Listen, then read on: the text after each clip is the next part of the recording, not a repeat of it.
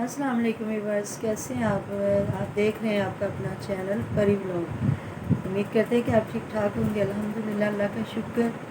अल्लाह ताला आपको और हमें हमेशा खुश रखे, हमारी ज़िंदगी में जितनी दुख तकलीफ़ अल्लाह पाक दूर करे और हमारी आने वाली ज़िंदगी को आसान करे। कोई बीमार है अल्लाह पाक शिफाए कामला दे, और अगर कोई बेरोज़गार है तो अल्लाह पाक उस पे रिज़्क़ रोज़ी के दरवाज़े खोले और हमें बुरी शोरतों से बचाए।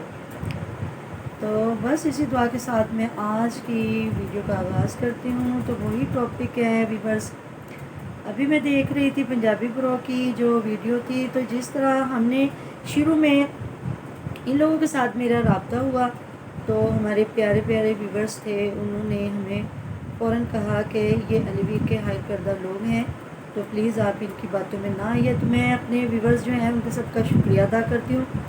तो आज भी उन्होंने अच्छे अच्छे कमेंट किए, हमारी वीडियो उनको पसंद आई। तो बेटे ये कहने की बातें नहीं हैं व्यूअर्स, तो ये है कि ये दिल की आवाज़ है। जब बंदा किसी को कह देता है ये बेटा या बेटी है, जो बल्कि सबसे पहले हक सच की बात करनी चाहिए।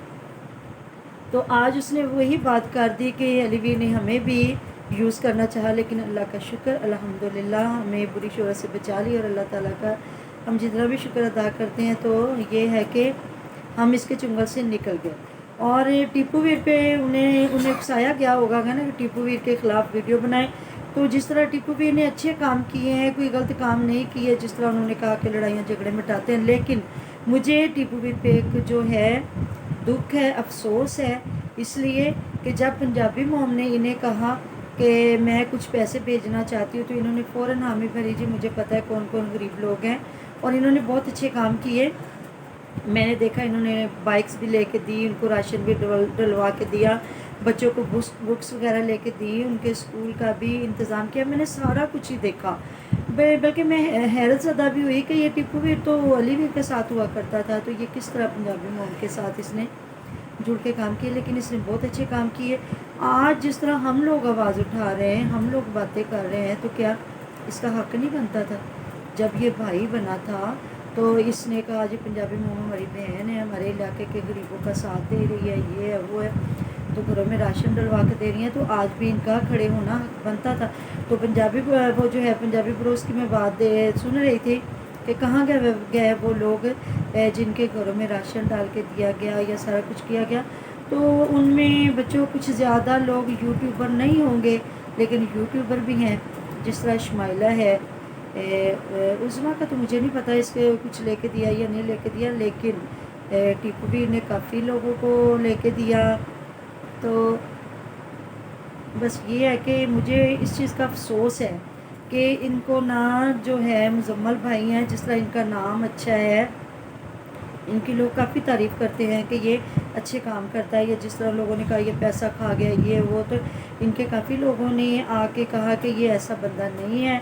तो जिसने खाया है उसका तो सारे ज़माने को पता चल गया कि उसने कितना खाया है, किस किस से लेके खाया है, किस किस जगह पे लगाया है।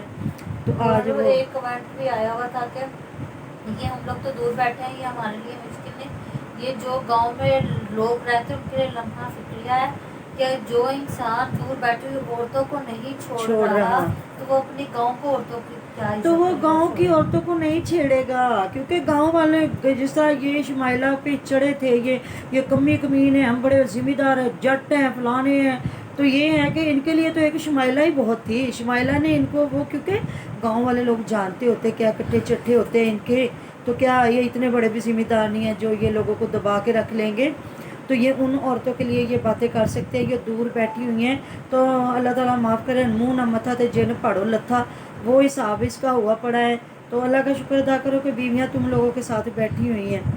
तो ये बातें बहुत ही इन्होंने बुरी की हैं, और कभी उसको कह रहा वो मेरे साथ, कभी उसको कह रहा, कभी उसको जोड़ रहा। अपनी कभी शक्लें तो देखे, हो सकता वो तुम जैसे बंदे को अपने नौकर भी ना रखे। तो मुझे इस चीज़ पे दुख हुआ। मुझे एक बड़ा प्यारा कमेंट आया हुआ था कि आपने एक माँ होने का हक अदा किया। तो बिल्कुल माएँ अपने बेटों की भी सपोर्ट करती हैं, और बेटियों की तो बहुत ही सपोर्ट करती हैं। तहमीना अंजम से भी हमें कोई इख्तलाफ नहीं है। अगर उसके बारे में भी कोई गलत ज़ुबान इस्तेमाल करेगा तो मैं उसको भी रोकूँगी, क्योंकि वो भी एक बेटी है। तो लेकिन हम उसको बाज़ कर रहे हैं कि बाज़ आ जाओ, बाज़ आ जाओ, इसलिए कि हम इरम को भी यही कहते थे कि इरम बाज़ आ जाओ, ऐसा ना करो, इरम बाज़ आ जाओ, ऐसा ना करो।